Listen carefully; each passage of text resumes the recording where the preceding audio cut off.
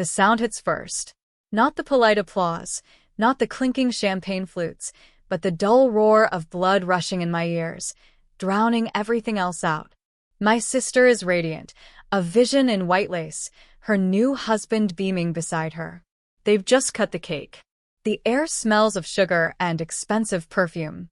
My parents stand at the head table, my father holding a microphone, my mother's hand resting proudly on his arm. They smile out at the assembled guests, faces I've known my whole life, neighbors, distant cousins, colleagues of my parents. Everyone is smiling, expectant. And then my father raises his glass higher. The smile on his face shifts, tightens just slightly around the eyes. He clears his throat. My mother squeezes his arm, a silent cue. Friends, family, his voice booms, amplified just enough to carry across the room. We stand here today celebrating our daughter, Sarah. A fresh wave of applause. Sarah glows brighter, waving a perfectly manicured hand. Sarah, my father continues, his voice thick with emotion, has always been our shining star. Diligent, beautiful, successful in everything she puts her mind to. He pauses, looking directly at Sarah. Today, she gives us another reason to be immensely proud. My stomach clenches, a familiar, icy knot.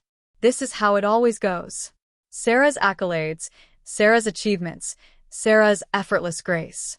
And then the unspoken contrast. Me. The one who never quite measured up. But tonight feels different. We're at her wedding. Surely, this is just a tribute to her. Then my mother steps forward, taking the microphone gently from my father. Her eyes, usually warm, are cool as they sweep over the room, lingering for just a fraction of a second too long on me before returning to the happy couple. It's true, she says, her voice softer but carrying the same weight of absolute conviction. Sarah makes us so proud. In every way. Everything she is, everything she's achieved, this beautiful wedding is just the culmination of a life lived correctly. Lived correctly. The phrase hangs in the air like a poison mist. It implies, unmistakably, that another life, my life, has been lived incorrectly. My mother smiles again, a beatific, serene smile that doesn't reach her eyes. She looks at Sarah, then back at the guests. Her voice rises slightly, cutting through the ambient chatter.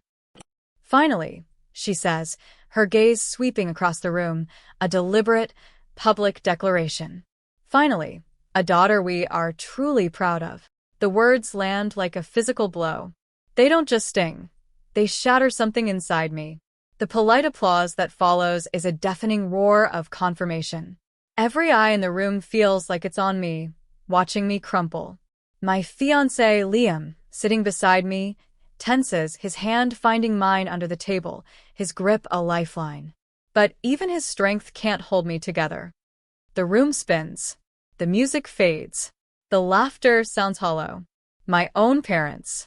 At my sister's wedding. Publicly announcing their shame in me, their pride only in her. The air grows thin. Hard to breathe. This isn't just a toast. It's an execution.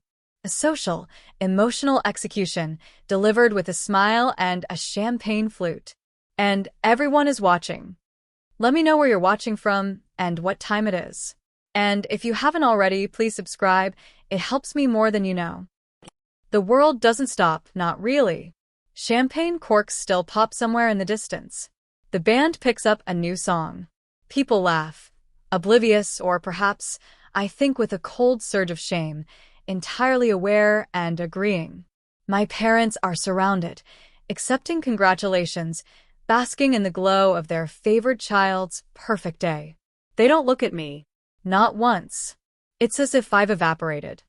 Liam's hand is still clasped around mine. He doesn't say anything, just holds on tight, his thumb tracing small, comforting circles on my skin.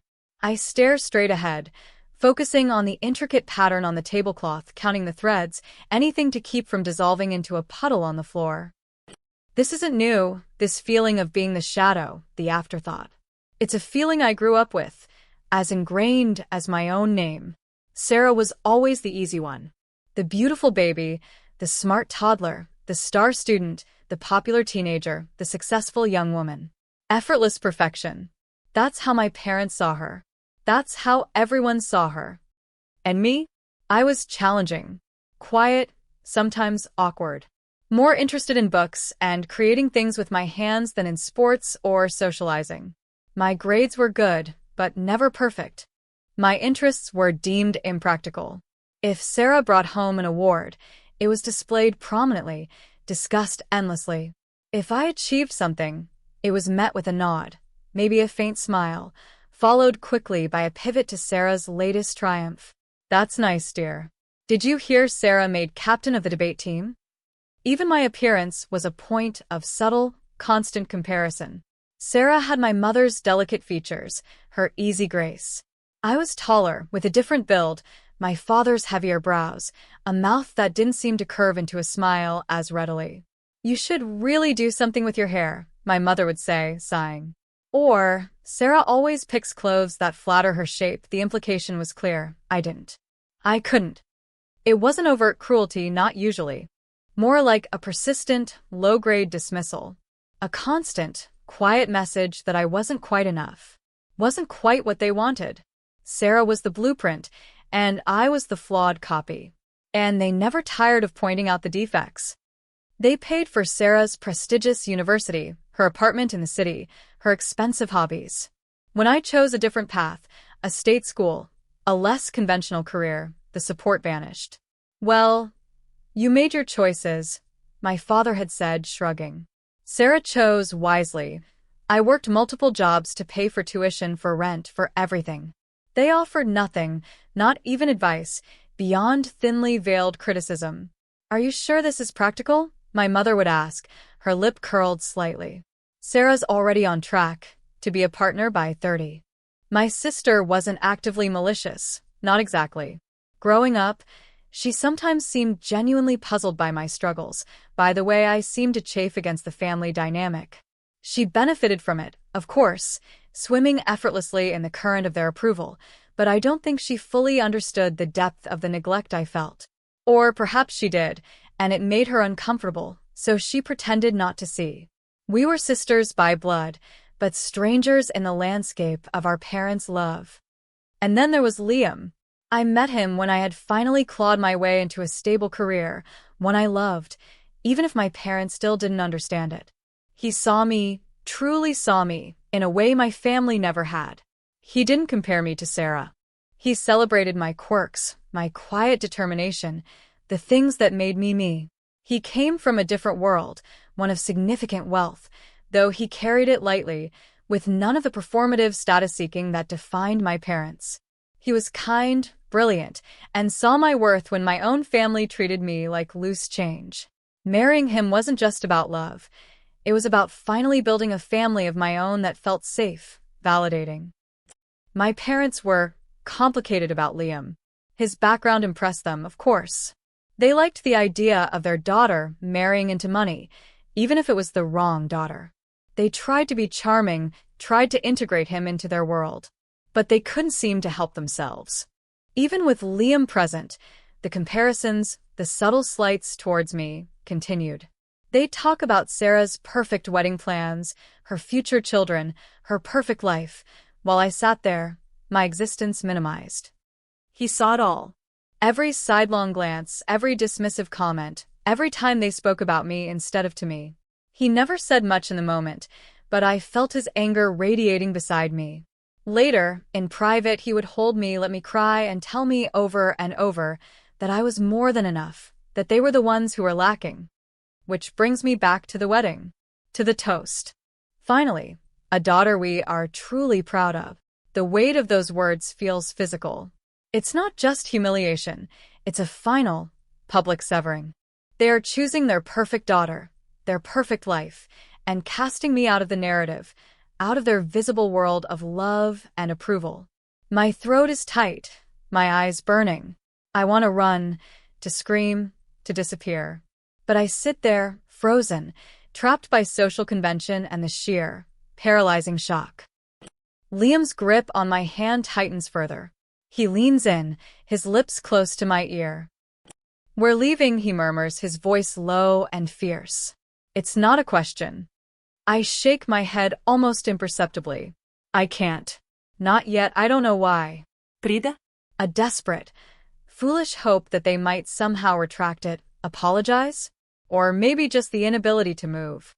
He squeezes my hand again, a silent acknowledgement. He stays, his presence a shield, a quiet defiance against the crushing weight of their words. The rest of the night is a blur of forced smiles, polite conversation that feels like navigating a minefield, and the constant, throbbing ache of being disowned in front of everyone I know. When we finally get back to our hotel room, the dam breaks. I collapse into Liam's arms, sobbing, the carefully constructed composure of the evening shattering completely. He holds me, strokes my hair, lets me grieve. He doesn't try to minimize it, doesn't offer platitudes. He just lets me feel the full, agonizing reality of it. They hate me. I choke out between sobs. They really hate me. They don't hate you, he says, his voice rough with emotion. They don't know how to love you in the way you deserve. It feels like the same thing. Over the next few days, the shock gives way to a cold, quiet rage. Not a screaming, volatile anger, but something deep and settled. A feeling of profound injustice, of a lifetime of trying and failing to earn something that was freely given to someone else. I feel like a fundamental part of my history, my identity, has been erased by their words. They didn't just hurt me, they tried to define me as unworthy, permanently. I don't hear from them. Not an apology, not an explanation, nothing. It's the silence that screams the loudest. My sister texts me, a brief, awkward message a few days later. Are you okay? Mom and Dad didn't mean it like that, you know. Didn't mean it like that? What other way was there to mean, finally, a daughter we are truly proud of? I don't reply. The initial attempts to process this are clumsy. I oscillate between wanting to confront them, to demand an explanation, and wanting to disappear entirely, to sever all ties and never look back. I draft angry emails unsent. I replay their words, the scene at the wedding, over and over in my mind, each time feeling the fresh sting of betrayal. I talk to Liam endlessly. He listens patiently, offers support, but he also watches me, waiting. He knows I'm searching for something, a way forward that isn't just quiet despair. One evening, weeks after the wedding, I'm scrolling through social media. My mother has posted pictures of Sarah's honeymoon. Perfect beaches, perfect smiles. Then, a few posts down, something catches my eye. An article from the local paper, a society column. It mentions prominent families in the area. Our family. And it notes, almost as an aside, that the stunning family estate on Elmwood Hill may soon be changing hands, with whispers of financial difficulties prompting a potential sale. The Elmwood Hill estate. The house I grew up in. A sprawling property, generations old, filled with antique furniture, manicured gardens, a place that always felt more like a museum than a home. It was the symbol of my parents' status, their history, their carefully curated world. They had always talked about keeping it in the family, passing it down. Sarah, of course, was the presumptive heir. Financial difficulties? Whispers of a sale. This is news to me. They hadn't said a word, but it makes a chilling kind of sense. My father had retired last year, his business less successful in its later years than he liked to admit. My mother's family money wasn't endless. The wedding, lavish as it was, must have cost a fortune. Had their pride in Sarah come with a hefty price tag. A cold spark ignites within me. The house. Their house. The stage on which my inadequacy was so often highlighted. The backdrop against which Sarah's perfection always shone brighter. The thought, initially a faint flicker, begins to grow, persistent and unsettling. I bring it up to Liam that night. Have you heard anything about my parents selling the house? He pauses, setting down the book he was reading. He looks at me, his expression unreadable. Yes. My firm handles a lot of property transactions in the area. It came across my desk briefly. My breath catches. You knew? And you didn't tell me? It wasn't public yet, he says gently. And I wasn't sure. I didn't want to upset you further, right after everything. He hesitates. Are they in trouble? The paper says, whispers of financial difficulties. I say, the words tasting strange. It's hard to reconcile the image of their carefully maintained prosperity with the idea of them struggling. But then, they were always very good at maintaining appearances. Difficulties can mean a lot of things, Liam says, his voice neutral. It could be restructuring. Or, it could be significant. My mind races. The house. The source of so much quiet oppression, so much feeling of not belonging. The place where I was always reminded I was not Sarah. Who's looking at it? I ask, the words coming out more sharply than I intended. Liam is silent for a moment. He picks up his book again, turning it over in his hands. There are several interested parties. It's a significant property. Could your firm? I trail off, the thought still too audacious to fully articulate. He looks up again, meeting my eyes. He sees the germ of the idea forming, the dangerous, exhilarating possibility. Could my firm buy it? He finishes for me. The question hangs in the air. Could he? Could we?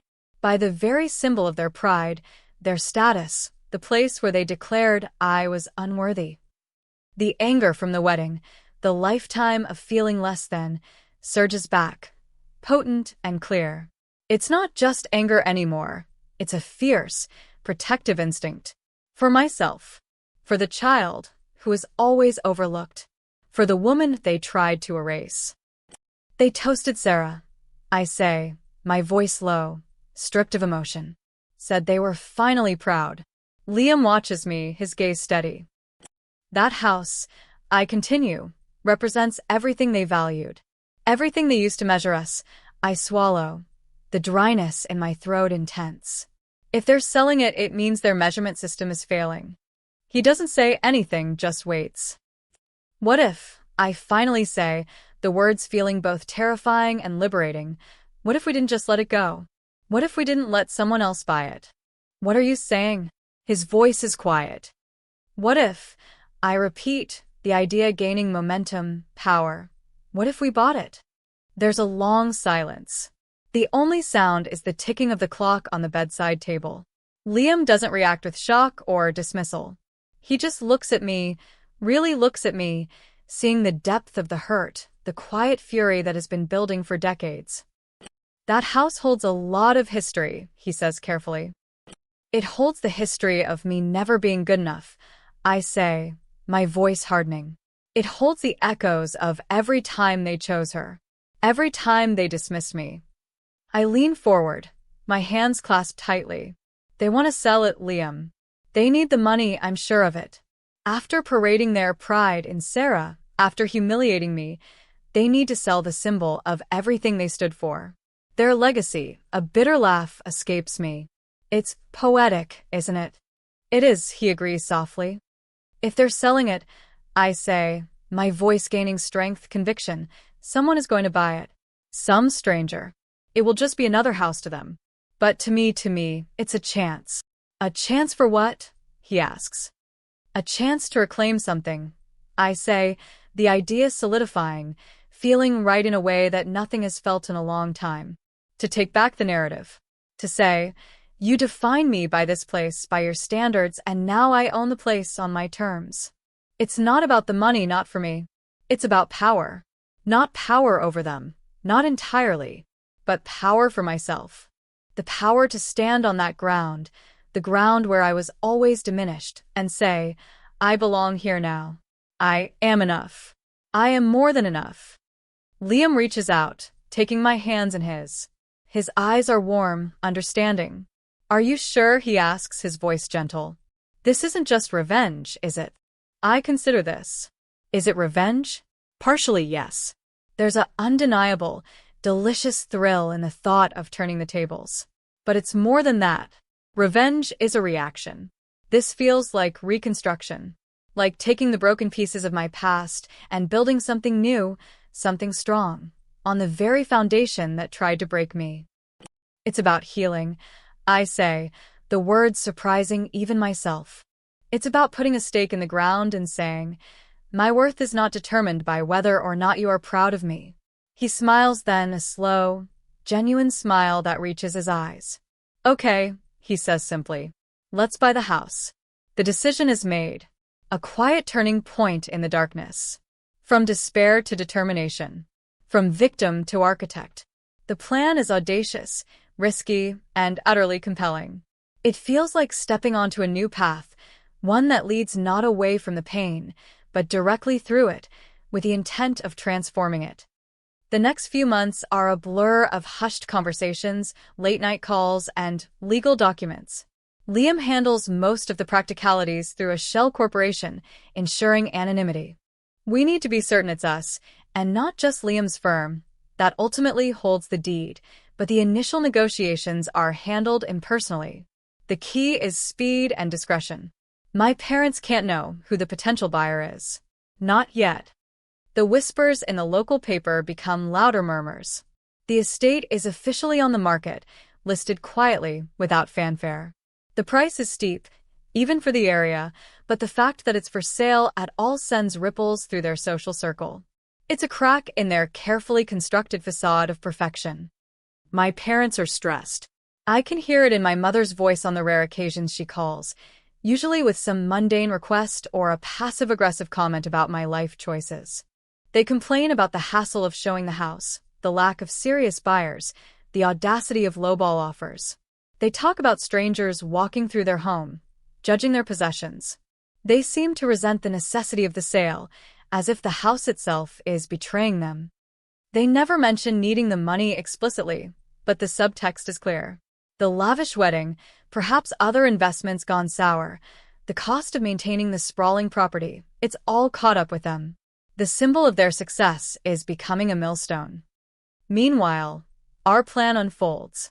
The Shell Corporation makes a strong offer, above market value, with no contingencies. It's the kind of offer desperate sellers can't refuse. The negotiations are swift. They are eager to close. They have no idea the offer is coming from us. From me. There are moments of doubt. What am I doing? Am I just fueling the bitterness? Will owning the house truly change anything? Will it bring closure, or just trap me in the past, surrounded by ghosts of disappointment? But the thought of them, secure in their judgment, selling the house to a faceless entity while still viewing me as the failure, is unbearable. The toast echoes in my mind. Finally, a daughter we are truly proud of. That pride was conditional, built on sand, tied to appearances and external validation. My worth, the worth Liam saw, was inherent. It wasn't tied to a house or a career or a wedding. But reclaiming the house feels like a necessary step in cementing that truth, not just for me, but in the eyes of the world that heard their pronouncement. The closing date is set. It's just a few weeks away. My parents are relieved, almost giddy when they call to announce the sale. They don't mention the buyer, just that they found someone reliable, someone who appreciated the history of the property. They are moving into a smaller, more manageable place. They talk about downsizing, simplifying, putting a brave face on what is clearly a significant upheaval for them. They invite us for dinner at the old house a week before they move out. A last supper, of sorts. My sister and her husband will be there too. It feels like walking into the lion's den, but I agree. I need to see it one last time before it becomes mine. I need to stand on the threshold of this final act. The dinner is awkward. The house feels different, already subtly empty, stripped of some of its life force. Boxes are stacked in corners. There's a tension in the air, despite my parents' forced cheerfulness.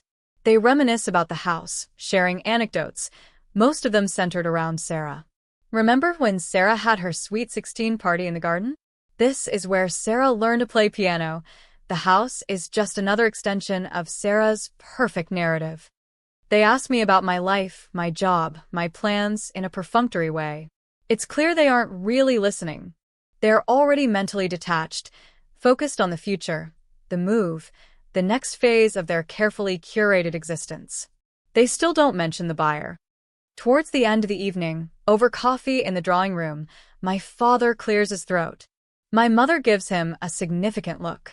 This feels important. We wanted to talk to you both, my father says, looking between Sarah and me, though his gaze rests longer on Sarah. About the future. As you know, we're selling the house. Moving on. My mother picks up. It's been a difficult decision, but the right one. And we've been thinking, she pauses, adjusting her silk scarf. Given the change in our circumstances, and wanting to ensure Sarah and her husband are comfortable as they start their family. Here it comes. The pivot. The inevitable comparison. The subtle or not so subtle request. We've decided, my father continues, his voice hesitant, which is unusual for him, to restructure some things. Sarah, dear, we've set up a trust for you and Michael, a significant amount to help you with a down payment on a new home, perhaps here in town, and to start building your future securely. Sarah beams, accepting the news with practiced grace. Oh, mother, father, thank you. That's so generous. My stomach tightens again, but this time it's not just pain. It's anticipation. My parents are giving Sarah money likely freed up by the sale of the house. What could they possibly say to me? A small, condescending gift? A lecture about financial prudence? My father turns to me. His expression is difficult to read. A hint of discomfort, perhaps. As for you, he says, and the shift in tone is palpable, cooler, more reserved. Well, you've always been independent. Made your own way, he glances at Liam. And you've clearly done very well for yourself. He says, done very well for yourself, like it's a polite euphemism for something slightly distasteful. Like my success, built through my own efforts, is somehow less valid than Sarah's, which was handed to her. So, my mother adds, with a tight smile, we haven't made the same provisions for you. You don't seem to need it. We know you and Liam are comfortable. Comfortable. The word hangs in the air, a deliberate understatement of Liam's considerable wealth, a way to dismiss any possibility of me needing or deserving help, while simultaneously acknowledging that I have achieved a certain level of security despite them, not because of them. We're focusing on Sarah's future now, my father concludes, a note of finality in his voice. Ensuring the next generation is taken care of. Next generation. Singular. Sarah's future. My future, my security, is irrelevant to them. I am not part of the next generation they are concerned with. I am outside their circle of care, their legacy planning. They are selling their home, their history, and dividing the spoils, and I am not included. Not in the wealth, not in the future they envision, not in their declared pride. A silence descends. Sarah looks vaguely uncomfortable, but says nothing. Liam is utterly still beside me. I feel a strange calmness wash over me, a stillness that has nothing to do with shock and everything to do with absolute certainty. This is it. The final confirmation. They have drawn a clear line, and I am on the other side. I look at my parents, sitting there in their elegant drawing room, surrounded by the relics of a life they are selling off, congratulating themselves on securing Sarah's future while pointedly excluding me. The toast rings in my ears again. Finally, a daughter we are truly proud of. It's time. I meet Liam's eyes. There's a silent understanding, a shared resolve. He gives a tiny, almost imperceptible nod. I take a deep breath. When I speak, my voice is quiet, level, but it carries a strange, new weight. That's understandable, I say, choosing my words carefully. My parents look slightly surprised by my lack of protest. They probably expected me to be hurt, perhaps even angry. But I am past anger. I am ice cold and clear. You've always made your priorities clear. I continue, letting the quiet truth hang in the air. Sarah shifts in her seat. Well, my father says, clearing his throat again, eager to move past the awkwardness. It's settled then. The closing is next week. We'll be out on Saturday. About the closing, I say, interrupting him gently. Their eyes turn back to me, puzzled. Yes, my mother prompts, a touch of impatience in her tone. I glance at Liam. He smiles faintly. We just wanted to clarify something for you, I say, my gaze fixed on my parents' faces. There was a small detail in the paperwork. A formality. They look confused. What are you talking about? My father asks. The buyer, I say. You mentioned you found someone reliable. Someone who appreciates the property. Yes, a reputable firm, my father says. All above board.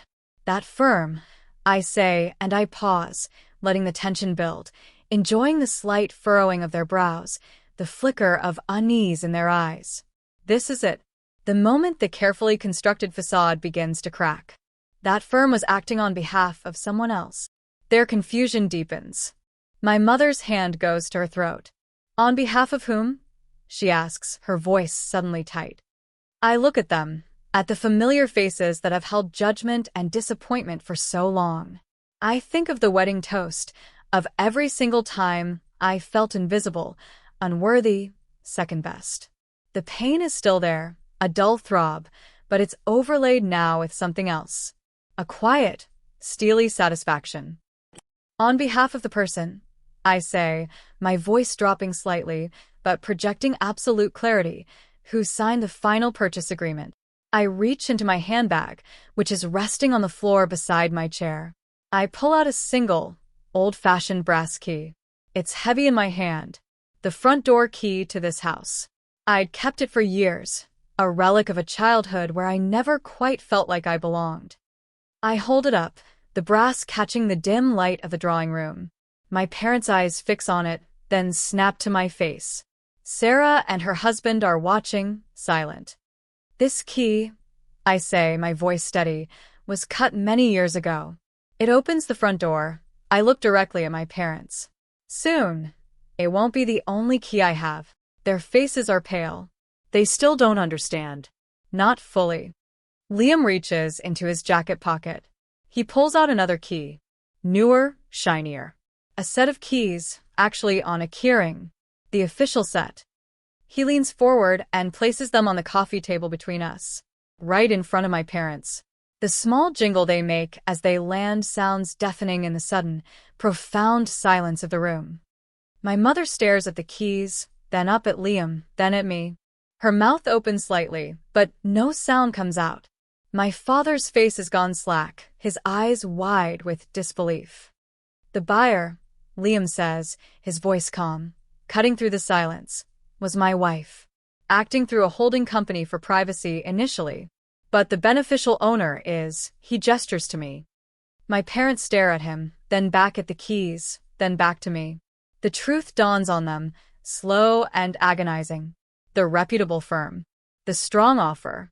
The anonymous buyer. It was me. The daughter they were not proud of. The one they excluded from their plans, from their legacy.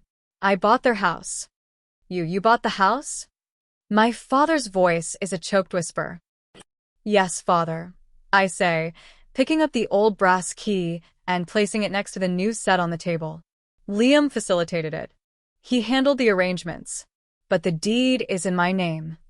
My mother makes a small, gasping sound. She looks as if she might faint. My father is speechless, his face a mask of shock and disbelief.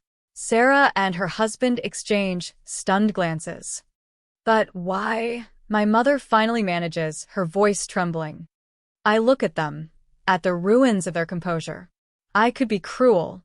I could throw their words back in their faces, remind them of the wedding toast, of a lifetime of being less than. But the overwhelming feeling isn't triumph, not exactly.